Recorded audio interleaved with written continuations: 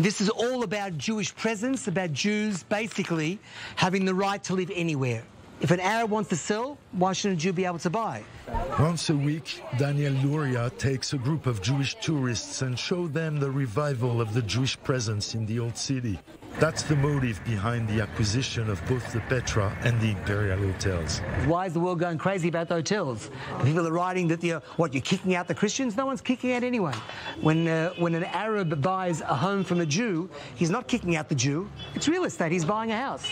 We managed to acquire two very big hotels, or facilitate the acquisitions of two very big hotels at the Jaffa Gate. One of those hotels was a kosher Jewish hotel. It was built and owned by the Amdursky. Before that, a Gibraltar Jew by the name of Amslak in 1820. In between there was the Greek Orthodox Church. Okay, but now it's back in Jewish hands.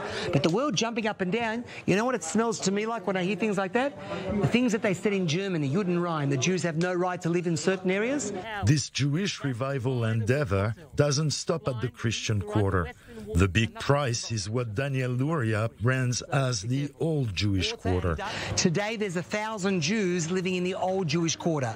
There's 90 families, there's 4 yeshivas in what is today called the Muslim Quarter.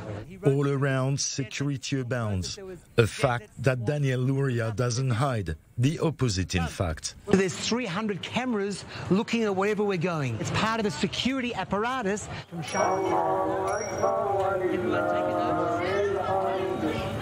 Someone's been taken home, front and back, right?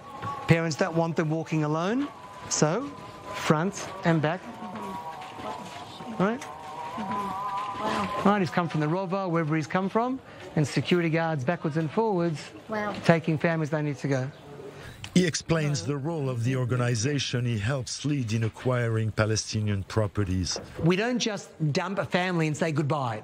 We're involved security-wise, we're involved renovation-wise, making the life as good as possible. So remember, there's 2 aspects. There's the acquisition, someone, and then there's various projects. And the people who own it will get a little bit of the rent, so to speak, together with Ateret Konim. Would you like to live here? Not sure. I like that. You think before you answer. But it's the standard building in relation to, families, courtyard, security cameras, and a rooftop playground, because kids don't play in the streets yet. The Turkish general that used to live here in the Ottoman Empire tied his horse, for example, here. Eventually, there were half a dozen Arab families living here. We had the right person at the right time, without going into details about the middlemen, as you know, that we have to use. And we ended up buying this place, and about 6 months ago, we finished off the building, and now there's 5 families living in the complex. You drove away 1 family, we'll add 5. This was the response to the murder of Rabbi Nehemiah Levi and the driving out of 1 Jewish family. If you want real security, double and triple the Jewish presence. Pierre Clochenbler, I-24 News, Jerusalem.